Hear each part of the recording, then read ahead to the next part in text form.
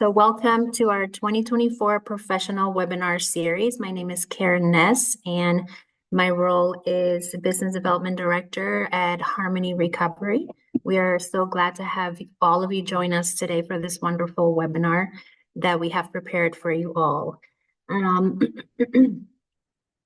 Let's see, so we're going to get started with a few things to know about our webinar. See if my technology wants to work for me today. So a few things to know is this webinar is being recorded and it will be accessible on our website. We will be providing a CEU that will be emailed to all of you individually. You all must attend at least 45 minutes. And we will also be sending you all a survey via email shortly after our webinar. So please, if you can, fill those out. We'd really appreciate your feedback on how our webinar went, how important was the information to you, and how we can continue to improve. And we will also be doing all of our Q&As at the end of Julia's presentation today. I'm just going to play a short little video about Harmony Recovery for any of you that are not familiar with what we offer. And then I'll just tell you briefly a little bit about Harmony and then introduce Julia. Harmony is home. I love telling people welcome home. I said, you can stop running. This is a place of healing, compassion. It's a magical mountain. It truly is. Harmony has that legacy and that history of serving our population for 55 plus years. And so I'm just in awe of wow, we really have touched so many lives. There's a quick intimacy that happens when you come to Harmony, and that quick intimacy allows me to feel a sense of community that has been lacking in my life thus far. When I came here to Harmony, I had a very low self-worth. I remember having this realization of, wow, this is the first time in my life where I felt loved, where I felt heard. I felt I could be totally vulnerable and be loved regardless. I often ask my clients, when did you stop dancing? Dancing, singing, just being who you are. And that's one of my favorite things I teach here is people to dance again. There is this interesting thing that happens for most people in treatment, and they turn the corner. There's a light in their eyes where it's like, I can do this, and I don't have to go through these struggles by myself. Recovery is a journey, so we want to make sure that not only are we with you in the starting point, but also when you discharge, that you're connected with a beautiful alumni community and people that can, hold your hand through this process. That is something that we're here for. When we look at addiction treatment, we recognize clients need different levels of care as they move through the process of recovery. Having a continuum of care, having many resources available to our clients allows for their journey to be extended to meet their needs as they're experiencing day-to-day stressors with the safety of an All Health Network outpatient services.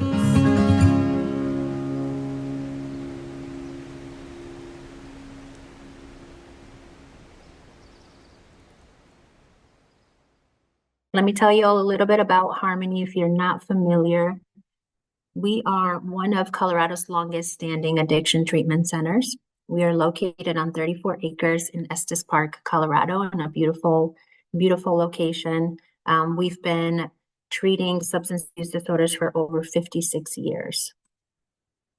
We provide medical detox, residential, and a fully virtual intensive outpatient program. We have a 76-bed residential program and a full medical detox and a virtual intensive outpatient. We also offer family support and education. And we have an amazing alumni program. So we do offer alumni support services as well.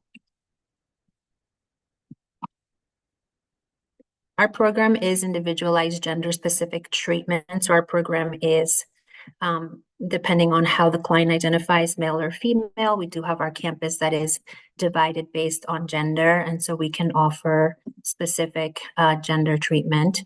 We have 24-hour attention provided by highly skilled staff, comprehensive clinical, medical, and spiritual support. And we treat 18 years of age and up. We are in network with most insurances, as you all can tell. If you have any additional questions, please feel free to reach out. You can call us at 970-340-2228, and you can also check out our website, which is harmonyrecovery.org. So today's presentation will be by Julia Miguel, and a little bit about Julia. She is the founder of Therapeutic Melodies. She completed her undergraduate work in music therapy at Colorado State University in Fort Collins. She started her practice, Therapeutic Melodies, in 2014 and has been working with multiple populations and diagnoses, specifically with substance use disorders, for over 6 years. Please help me welcome Julia Miguel. Thank you so much for that introduction and just for the history of harmony. It's so wonderful to hear. So I'll be talking to you today about music therapy and what that looks like specifically when it comes to substance abuse recovery, and I'm so happy to take your questions at the end. So this is just an overview of what I'll be talking about.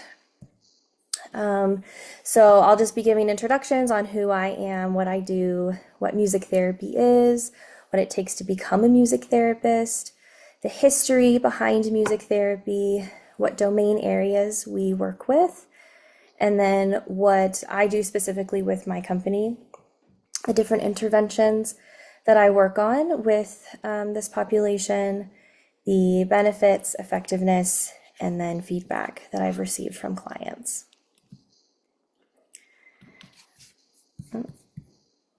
Okay, so my name is Julia Miguel, as she said. I graduated from CSU back in 2013 and opened up my practice soon after. I started as a partnership and then moved on in 2021 to being the sole owner. I work with various populations, including those in substance abuse recovery, as well as those with developmental disabilities, intellectual disabilities, and mental health in general. And as she said, I've been working in recovery for over 6 years. I'm also a 34-year-old mom to 2 beautiful daughters, Nora and Quinn, and my husband just celebrated 11 years of sobriety recently.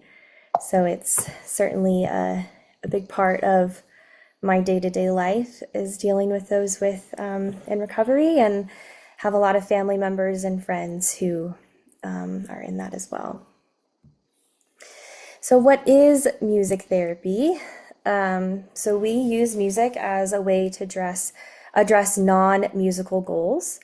So it operates a lot like occupational therapy, physical therapy, speech therapy, in that we work on non-musical things, but we just use music as our tool to accomplish that. And we're trained to work with every population, and certainly we receive additional training to get those kind of specialties. But yeah, so that's just kind of an idea of what music therapy is. In order to become a music therapist, you need to get at least your bachelor's in music therapy. Specifically, you can also get your master's degree and PhD in music therapy. You have to complete 1,200 hours of clinical experience and do 100 hours of continuing education every 5 years. So it operates just the same as any other therapeutic field. The history of music therapy goes pretty much as far back as civilization goes. The first finding is in pre-literate culture and was certainly found in very early literate culture as well. It was first primarily used in treating mental disorders, but there was a lot of inconsistencies in its effectiveness because there was a lack of training or lack of least consistent training, and there wasn't like a professional organization developed yet. So that was officially developed in the 1950s and is currently called the American Music Therapy Association. And that's sort of what created the standard of what music therapy should be. And it's one of those things that it prevents people from just claiming like, yeah, I do music therapy, because certainly anyone can say whatever they want and they can say they can do anything, but to actually get the training is very important in the safety of those that we work with. It can certainly be very harmful if you don't know exactly what you're doing, and I'll talk a little bit more about the potential harm of that lack of education.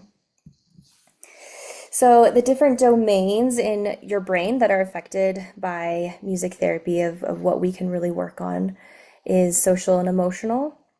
So having appropriate interactions with those around us, and as well as emotional regulation skills. Having cognitive growth, so memory, attention skills, impulse control, those kinds of things. Speech and language. This is a really, really cool one you can work on in music therapy. Just with there's a certain pathway for speech in our brain, and then there's a certain pathway for singing. And so it's a really great tool to kind of rework your brain a little bit to maybe relearn how to speak. And I can expand a little more on that later. And then motor, physical functioning skills. So that's fine motor skills, maybe playing the piano or guitar. That's gross motor skills, learning how to walk and really in training to a specific metronome and beat. So those are the main areas. I'm going to be sprinkling these in throughout the presentation. These are songs that I've written with my groups. So I'll explain a little bit more throughout the presentation, but I just want to sprinkle these in just because they're fun. So this was a rewrite of the song Mr. Brightside. I highlighted some of my favorite lyrics that the group wrote, and I'll sort of share afterwards why this one was especially special. For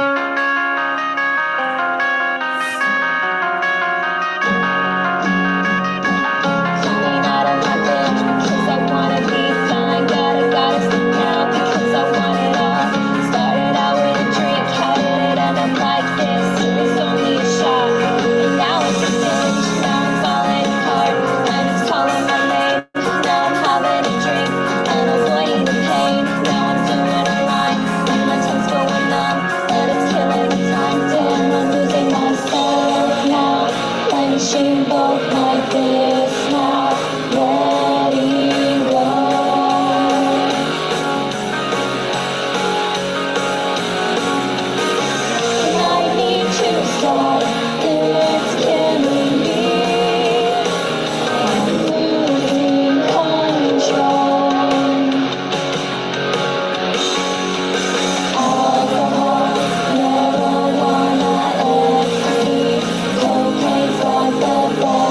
me.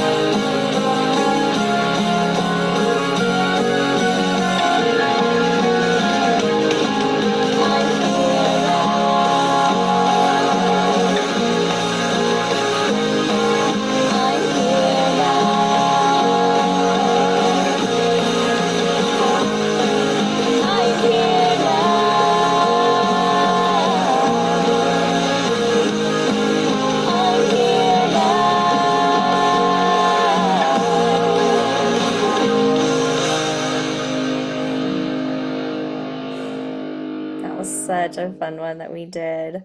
So a couple things that I wanted to sort of highlight in that one that was especially special in what they accomplished. One, the person playing guitar was a client, which I think is absolutely incredible. And then it was really fun having that choral feature where all of the clients sang on the pre-chorus and chorus parts. And then another fun thing is there was one client who hardly wrote any lyrics of this song, but he just said, I just really want somewhere in the lyrics, I want the word oblivion because I feel like it perfectly describes what like sobriety and the journey of sobriety kind of feels like. And so that's a meaty word, oblivion. It's really hard to like fit in.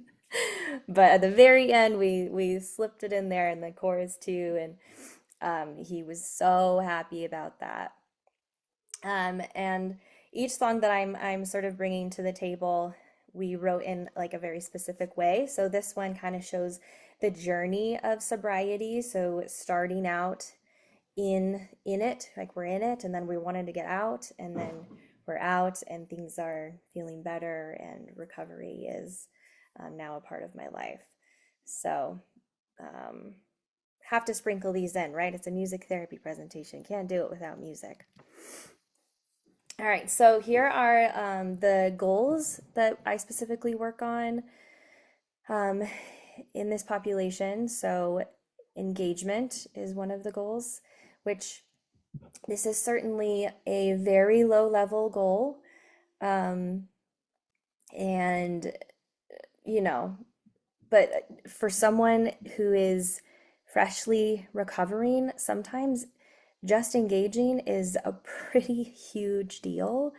I even had some therapists tell me colleagues tell me like, this individual is not engaging in any other group therapy. They're barely engaging in one-on-one therapy. Like, this is the only thing that they're actually participating in. And so that's so huge, even if it's, a really low level goal. It's a pretty big deal for certain clients to be able to do even that. So that's always such a win. Social skills is another one we work on. This is a really important one for multiple reasons. One, a lot of the community that people in recovery have surrounded themselves with prior to entering into recovery is a community that is doing what they were doing beforehand, right? So they're also probably in the thick of addiction or just partying and maybe haven't even recognized that they have an addiction, or maybe they were just like abusive or toxic people that were in their lives, right? So having this group that they're a part of, having these people who are in the exact same place that they are, or at least a very, very similar place, to be able to create this very social experience where they can bond with each other and they can create the community, the new community that they really need. And, we might have some games that we play and which they have to team up. And, those are just really, really great opportunities for them to bond and to create that social connection. Emotional processing is probably the biggest one that we work on. You could even see just in that song I showed you, there was a lot of vulnerability in those lyrics, a lot of honesty, and a lot of just pouring out exactly what they're going through, and processing it in real time. And so many times throughout that writing experience, clients will say, like, I can't believe how like deep these lyrics are, and I can't believe that I'm sharing so much. And it just happens really naturally in the writing process of trying to think about, well, what lyrics would fit well here, but you're just naturally thinking about, well, what do I feel right now? What am I experiencing? And we have other techniques that we work on with emotional processing, which I'll talk about later. Cognitive skills is another goal area. And this one I've sort of developed over time because I've noticed that memory is one of those things that is really affected when it comes to substance abuse. And so working on those memory skills is really, really helpful, and especially with music as the tool for that, because it feels a little less overwhelming and a little more accessible. Certainly one of the benefits of music specifically, because music is processed in every single area of the brain, which I'll talk about later as well. But it's just one of those things that's very accessible for people, even if they do have some memory loss or just cognitive difficulties due to that long-term abuse. And then another goal is quality of life. I've even just from like relaxation techniques to I have clients that say like this is the first time I've smiled and I don't know how long, or this is the first I forgot what it was like to laugh.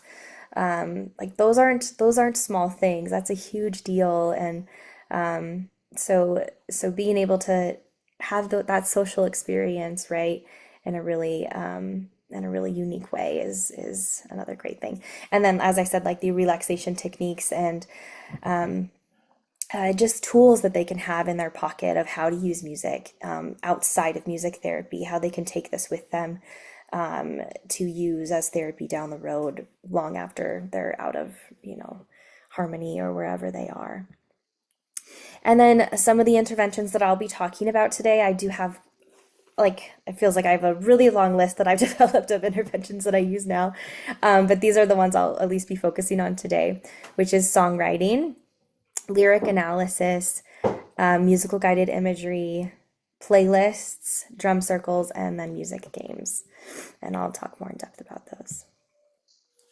So the songwriting process that I like to do with my groups is more of a project. So this isn't just necessarily a 10-minute exercise. This is a let's spend a little bit of time here working on this. Maybe it'll happen over a few weeks, or I mean, if it's a rap song, it's going to take longer because those are lyrically dense. But if it's a simpler song, it should only take a little bit. So the first process is we select the song. I have the members of the group give song suggestions of a lot of their favorite songs or songs they think that would be really good. I always give the parameters. It can't already be about sobriety because we'll be really tempted to not change anything about it. And then I always say, if it's a rap song, it's gonna take a long time, so just be mindful of that. And then I usually say I can't do metal because I don't know how to properly sing metal songs without damaging my voice. So outside of that, anything else is great. And we sort of narrow down the options and they vote on which one they want to pick. And then we rewrite the lyrics as a group effort, and they each contribute even a little bit here and there, and I kind of help give feedback and try and make it all fit. Sometimes they'll have a line that maybe it's just a little too long and I can kind of help edit it down, but a lot of these songs are just so much them. I would say 95% them, and I'm just there to kind of like help it fit.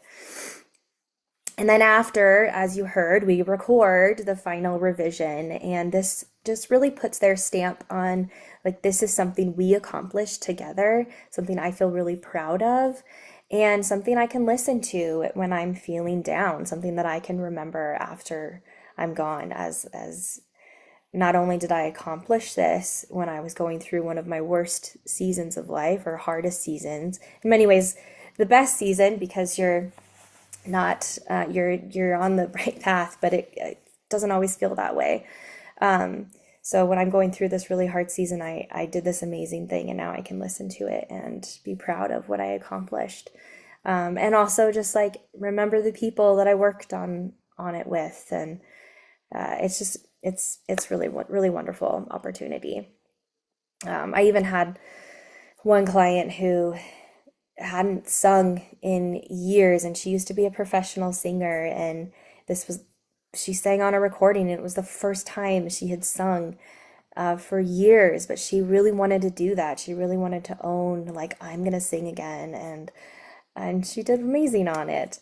And so the objective that we're working on here, the goal that we have here, is emotional processing. It is certainly a social exercise as well, but the primary objective here is emotional processing. I already showed you Mr. Brightside, and I have two more that I'm going to show you, Baby Blue and The Scientist. So and watch out for those. I think I've got one, yeah, right now. So this one is Baby Blue. This one is more framed as a breakup song, so breaking up with your substance of choice. And we really wanted, or especially the people in the group, they really wanted it to be more subtle and less obvious what we're talking about so that it could be more general to anyone that might want to connect with this song. But we do give a clue at the end what the song is about. The individual singing on it, he was a large part of the process, because at that point in time there was a lot of clients who were a little more in and out, but he was really consistent, and so he sang on this recording, and he actually really wanted to play the guitar, but then kind of freaked out a little last minute, got nervous, but he asked if I could play the guitar for it because he really felt like it needed that. And he just really took ownership of this song especially. And he even told me, like, after we had finished it, like, I listen to this song at least once a week and it's so meaningful to me, and I feel so proud that we accomplished this, and it really helps me, especially when I'm like dealing with cravings. Or so that was like, best case scenario, such a win. So let's give this one a listen too.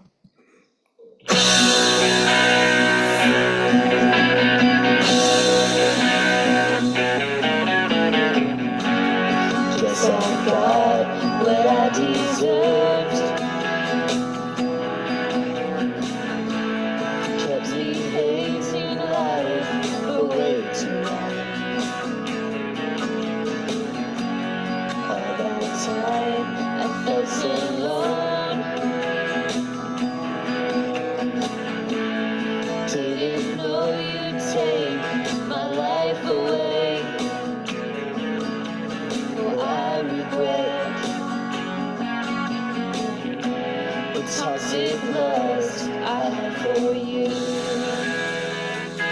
All your abuse.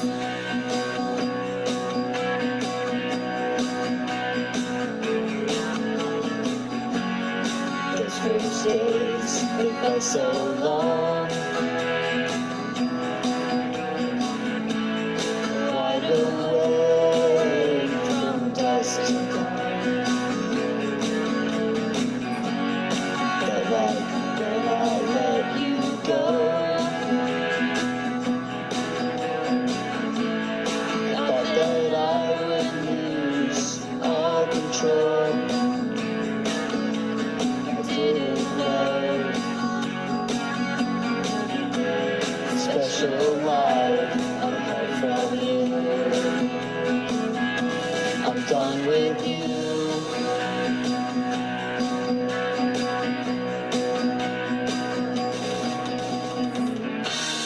Working so hard to let you go,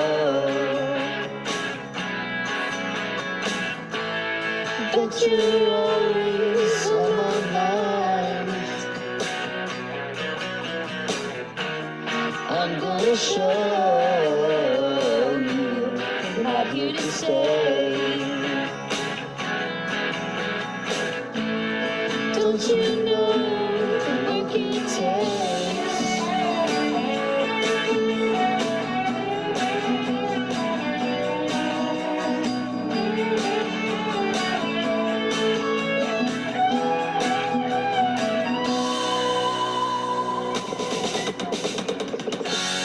Guess it's time I say goodbye. Just know this feeling gets weaker every day. There's just one thing you need to know. Life is sweeter without you here. It is clear.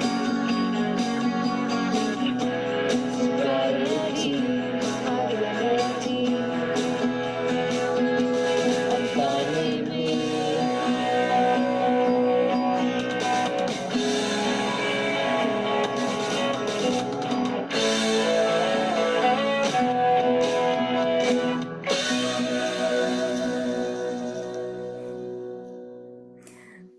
another thing I forgot to mention. They also included some hand percussion in that recording. Just another way for clients to feel like they put their stamp on it, but in a less intimidating way. So someone was playing the djembe and then someone had the little egg shaker at the end. So lyric analysis is another really great one that we work on. The definition's sort of in the name, right? You analyze lyrics.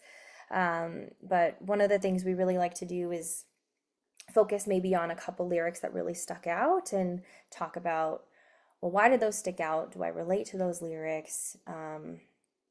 Were they just like really well written and I loved that? Were they really deep and poetic? And I thought that was really unique and interesting. And we'll just kind of talk about it. And the discussions from that are really cool. And I'll often have clients, maybe it's their first session and they're really quiet, or they've been coming for a few sessions, but again, they're really quiet. And for whatever reason, lyric analysis is just a really accessible thing for those clients where I think because there's it's a little less personal, like it's someone else wrote it and I'm just talking about what someone else wrote. And so it feels a little less like confrontational, I guess, for themselves. And it just sort of feels like an interesting discussion more than anything, but it really naturally evokes a lot of response and just vulnerability, which is so special and honestly so therapeutic for like all the clients in the room, because so many of the clients themselves say the most like profound things in these discussions that are just so wise and so helpful for the other clients. Like they have way more wisdom than I'll ever have, you know? And so it's so great to just like give them that space to just like speak and share. And it's really, really beautiful. Now, my absolute top 3 favorite lyric analysis songs that, especially with this population, that I feel like just have really, really powerful conversations are Breathe by Anna Nalick, or Nalick, I think it's Nalick. This was like a one-hit wonder song that, so the artist name I'm sure is like, I don't know who that is, but you would know the song if you heard it. And that song really just talks about being present and just knowing that I can't change the past, I can't jump to the future, like I need to just be here and now. And it certainly talks about difficulties of loss and just not having control over everything. And so that just elicits a great conversation. Starting Over by Macklemore. Honestly, there's probably like 10 Macklemore songs that are in my top 15, but Starting Over is probably the top of that list for me. He talks about relapsing and just the failure that he feels with that. It's a very vulnerable, very raw song. He talks about going to an AA meeting and someone coming up to him and saying, "Hey, you Macklemore, I just wanted to say thank you because your song Other Side really helped me get sober, and it's been a real inspiration to me." Other Side is another really great song by Macklemore as well that talks about recovery. But he just talks about, you know, she's talking to me like I'm some wise monk and I barely got 24 hours. And it's just really powerful and it's so raw. But my favorite line in the song that I think gets the best conversation is he says, "If I can be an example for getting sober, I can be an example for starting over." And like, whew, so great. What a great lyricist he is. And then I Am a Rock is my third favorite by Simon and Garfunkel. Maybe a little less known for some of the younger individuals in the room, but maybe hopefully more well known by the more seasoned individuals. This song really talks about isolation and kind of the damage that isolation can cause, the walls that can go up, and and just the numbness that you can end up feeling. So that's just another really great one because, as we all know, isolation is one of the worst things that we can do in recovery. So that's just a really important conversation to have as well. Musical guided imagery is another one that I do. These offer really great relaxation experiences for the clients. The musical component is important because it really just enhances the experience for them.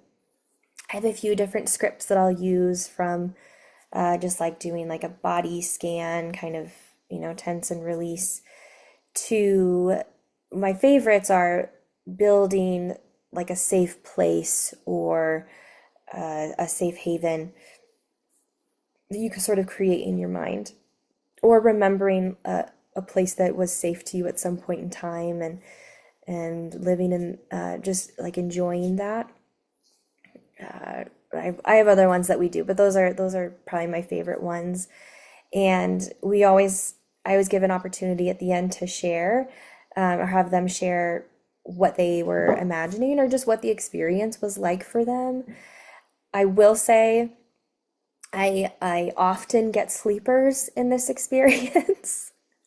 And they're always super apologetic, like, oh my gosh, I'm so embarrassed I fell asleep. And I always say, like, that's what you needed. Like, your body is going through something really, really brutal right now. And I know, like, sleep is one of those things that can be really, really weird. And so, like, I'm so glad that you were relaxed enough to sleep, because you obviously needed that in this moment. And also, what a great tool for you to have in your back pocket, that, hey, this helped me fall asleep. I'm gonna remember that, and I'm gonna use that. I'm gonna try and go to that place in my mind. I'm gonna put on some relaxing music while I go to that place in my mind, and I'm gonna sleep better at night, hopefully, going forward. Like, I have something now in my back pocket that I know this works for me to help fall asleep, right? Or for other people, they'll just kind of say, man, like, I was kind of listening to you and kind of, just zoning out. And some people, man, honestly, I was thinking about my to-do list, and and that all answers are okay. Like, it's a safe place. You use the experience for what you need to use it for. But at the end of the day, it's a great thing, not only for quality of life in the moment of, I feel like I just took a deep breath. I feel more relaxed. I feel like I am more present now, and my anxiety right now has been reduced. To also, like, but I can use this going forward, right? And then the emotional processing can certainly naturally happen with this as well, where people might share, oh, I was kind of remembering this place I grew up around, and this was kind of like my dream house, and I always wanted to go inside, and I always imagined what it looked like inside, and so it's certainly an opportunity to share that as well. Sobriety playlists, this is one of my favorite things that we do. I feel like I've said that about everything, actually, but that's why I'm sharing this one, because it's one of my favorites. This is a really, really great tool, again, for them to carry with them long after recovery, that they can use when they're feeling triggered, or when they're feeling overwhelmed or anxious, or whatever they're going through. And this is a really important conversation that I really want to highlight in this presentation, but also that I want to highlight with all of my clients, which is that music can be such a great tool and such an encouragement in sobriety, and it can also be really harmful. And so we want to be really careful, not only with what we're listening to, but how we're responding to it, how it's making us feel. Certainly not recommended to listen to a song that you used to listen to a lot when you got high, or when you used to party.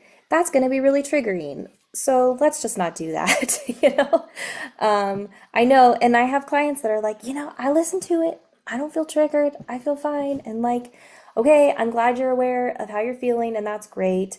And maybe I'm wrong, but I also feel like it's just, some fire isn't worth playing with. So Um, I educate and that's all I can do, but it is certainly something to really be conscious of. I had a client that we had this very conversation, and he told me I I would always get in the car after work, and I was always angry because someone made me mad, or I was just tired or hungry or whatever, but I would just always like get in the car angry. And then I would blare metal music the entire ride home because I was angry and I wanted to listen to music that was angry. And he said, and I would get home angrier. And he said, not once have I ever made the connection that the music is what was making me angrier. I was like, yeah, so glad we're having this conversation. Um, and so he was kind of like, I pretty much exclusively listen to metal music. Like, what do I do? So, I told him, well, there's actually some great metal music that is pretty just funny lyrically. I'm sure there's some people that know some of those artists, and I said, it's totally worth looking into because there are honestly just some that it sounds the same, but the lyrics are, if you really listen to them, they're just going to make you laugh. So maybe that's a really good, at least starting point to go to, the ones talking about unicorns and rainbows versus the one talking about I want to kill you. Maybe that's a good start. And then I told him about just like some rock bands in general that might talk about sobriety that are going to be a little bit more of a positive listen. Like Blue October is one of the suggestions I gave him. They have a whole album about sobriety, and I was like, maybe that's a really good listen for you. Because I still want it to be obviously within his preferred music, but we also want to, maybe make better choices if that's not something that's really helping you in your life. So the playlist specifically that we make, the my favorite kind of playlist to make is called an ISO principle playlist. This is a music therapy specific technique in which, with the ISO principle, if someone is feeling a specific emotion, usually a negative emotion, you match that emotion musically. So if someone is feeling angry, you're playing loud, you're matching where they're at, right? If they're yelling, if they're throwing things, you're matching where they're at. You're playing angry. But then you slowly adjust, and I do mean slowly. It is a gradual adjustment to maybe calming music or more positive music. So this is something that's really helpful as well in sobriety, because individuals tend to go one of two extremes when using music to deal with their emotions. Either they go the route of, I'm feeling depressed, I'm going to listen to depressing music because I just want to feel connected to someone who also went through what I went through. I want to feel less alone in what I'm going through. And that's totally justifiable. But what tends to happen if you only listen to that, if you stay there, it kind of just, it gets you stuck there. It can honestly even worsen those feelings and just kind of get you in that rut. Or people go the opposite route where they say, I'm feeling depressed, so I'm going to listen to really happy music. And again, like the intentions are good there because you're wanting to just switch your mood. But sometimes it's not very effective because you're kind of gaslighting yourself, saying like, I'm fine, everything's fine. And then honestly, it can cause like some anger of like, oh, sure, their life is great, like, so neither are great. And that's why sort of that slow progression is really better and truly helping shift your mood. So starting with 5 songs that you relate to, that you really feel speak to you in the moment of, yeah, I'm feeling depressed, I'm feeling down, I'm feeling alone, I'm feeling isolated, I have cravings, whatever. 5 songs that really match you, okay? And then 5 songs that are kind of in between, right? So maybe a little bit of hope, but also still pretty raw and honest. Maybe the music is still dark, but the lyrics are lighter, or opposite, maybe the lyrics are dark, but the music is lighter. But we're transitioning, right? And then the last 5 songs are more hope-filled, more positive, um, giving you something more to grasp onto than just the depression. And so that's just a wonderful one that they can carry with them. Like they have this developed playlist that when they're having cravings, when they're feeling depressed, when they're feeling anxious, I have a playlist already made. I don't have to think about anything. I just press play, and this is going to help me get out of this. And I always encourage them because some clients complain like, I don't like any of this music, or whatever. So I always say like, please feel free to create your own playlists. But one of the things that I do hear often after that is, well, I only listen to depressing music. And so I say, well, that's part of why this is really great to do as a group, because you might get exposed to different music that you wouldn't naturally be exposed to. And I think it's really special to have this sort of hodgepodge playlist of really diverse styles and genres, because when you look back at it later, you remember, oh, that person made that suggestion. They were just trying to be an idiot, but it was actually really funny. And now I'm laughing thinking about it. It's just like, again, it's that sort of social connection and memory of we did this together, and this song reminds me of that person, and this song reminds me maybe of that person in a different way, and I'm gonna skip it. But overall, it's just a really great tool to have in your back pocket. Drumming is another great exercise that we do.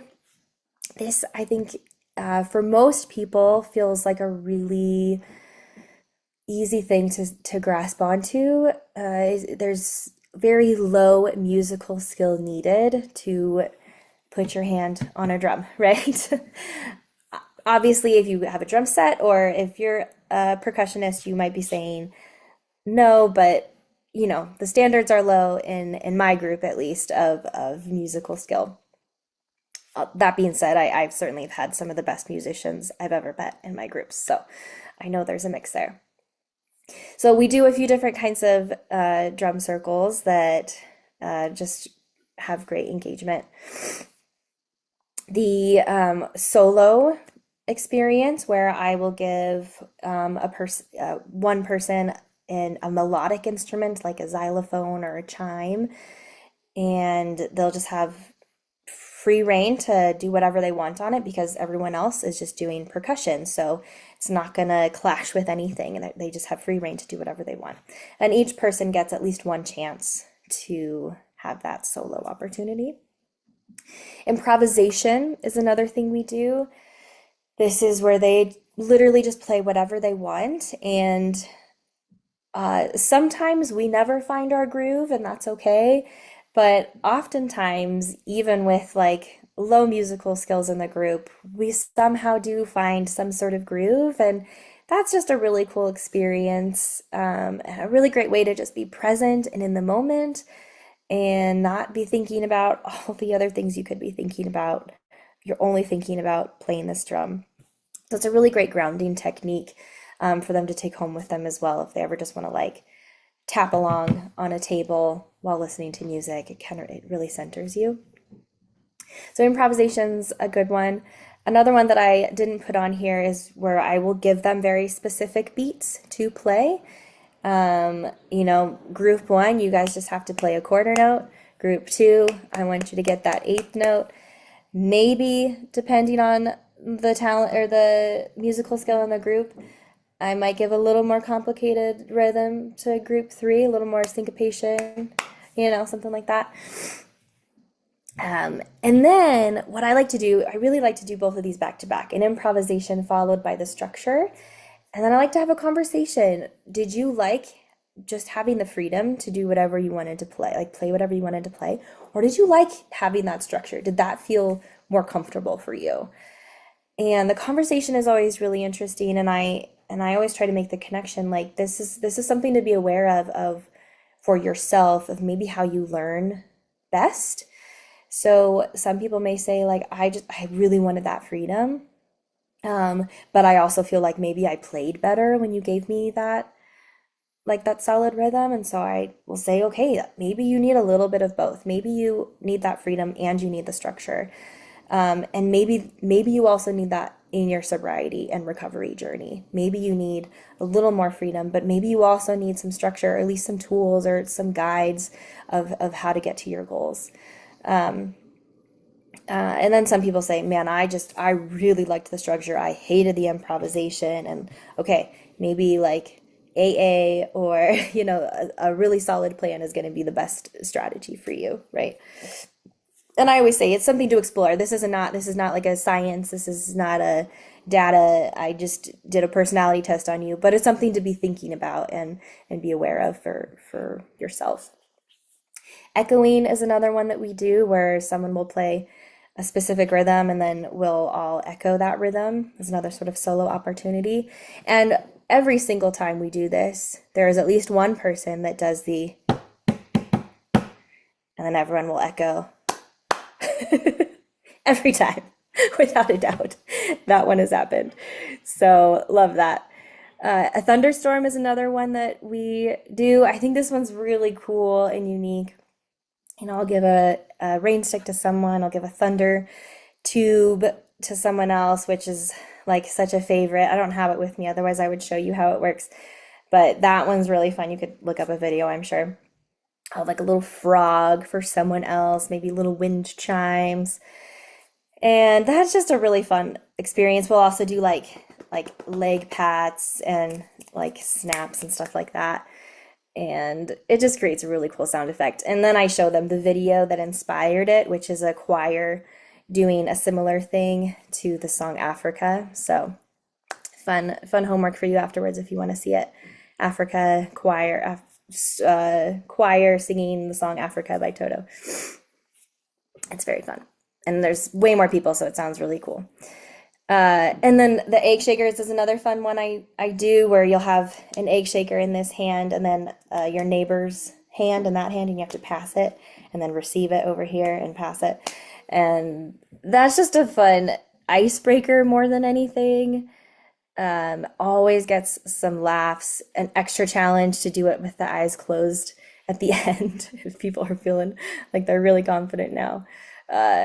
So that's a fun one too. And then I also do a couple games, and these are really great for those cognitive memory skills, for social engagement, as well as quality of life. They're fun, but they're also, you're working on using your brain in these games. All right, let's listen to this last song here. This is The Scientist. There's a couple things I wanted to point out ahead of time, which is there's a lot more solos in this one, which is fun. And the choir on this one is just so beautiful, the choral effect we got. And this one gives more the 12-step, that's more what the theme was around, is the 12 steps. We sort of got away from it a little bit, but you can see it sprinkled in.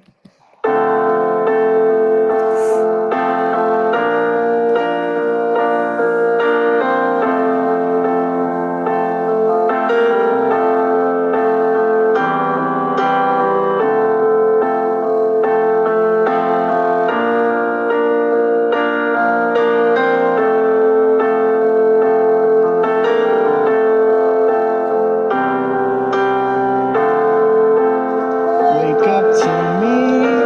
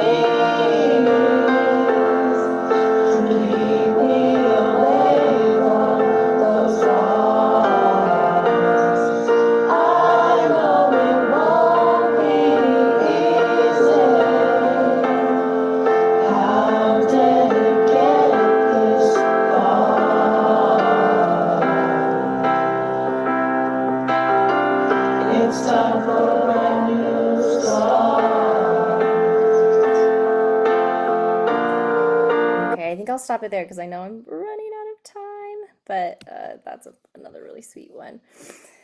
Um, so these are just the benefits. I'm gonna just quickly get on them because I do want to have time for questions if anyone had some. As I said earlier, music is processed in every single area of the brain, so that's part of what makes it really unique and a really special tool for literally anyone. It's a non-threatening environment for most people. I will say some people have really bad experiences with music or in the music industry, and this is a really good safe place for them to maybe reconnect with music in a safe and healthy way. Most people enjoy music. I've certainly had a couple clients who genuinely don't, and that's okay. Hopefully they still get something out of it, or maybe it's not the best therapy for them, and that's okay. But most people really enjoy music.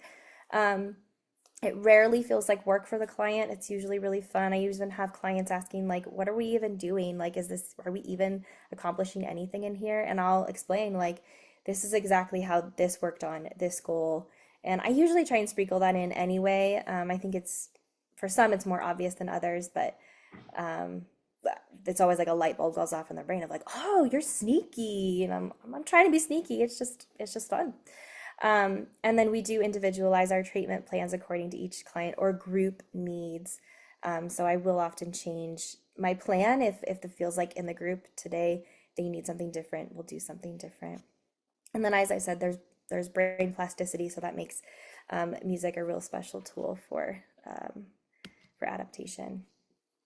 The effects are very subjective, and so there's not like super objective data I can give on because it's mental health. It's not as like, oh yes, they raised their hand 5 out of 6 opportunities.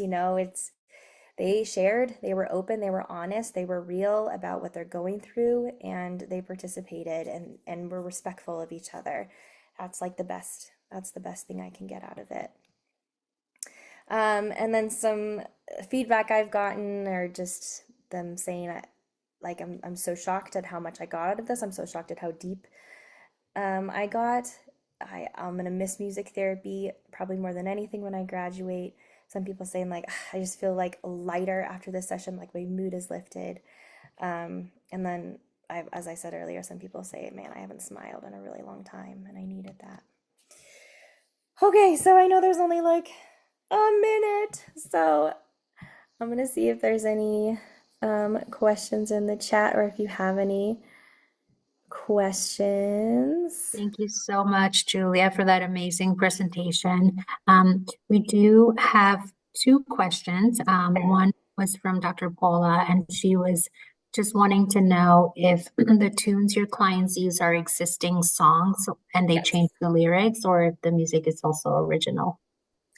Yeah, it's all pre-existing songs and then we changed the lyrics. I did try a couple times doing original songs, but it kind of created more anxiety. So it hurt more than it helped. So And then the next question is, how do you bill for music therapy? So it's something that the facility will sort of budget into their costs. So I just bill the facility and they can get grants for it. And I can certainly help with those kinds of grants, but it's usually something that the facility has to budget for. Okay, wonderful. Thank you so much. Thank you, everybody, so much for attending today's webinar.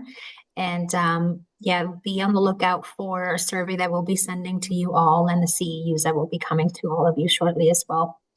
Thank you, everybody, and thanks, Julia, again. Thank you. Hi, Brad. I saw you on there. Good to see you. All right. Thank you, guys.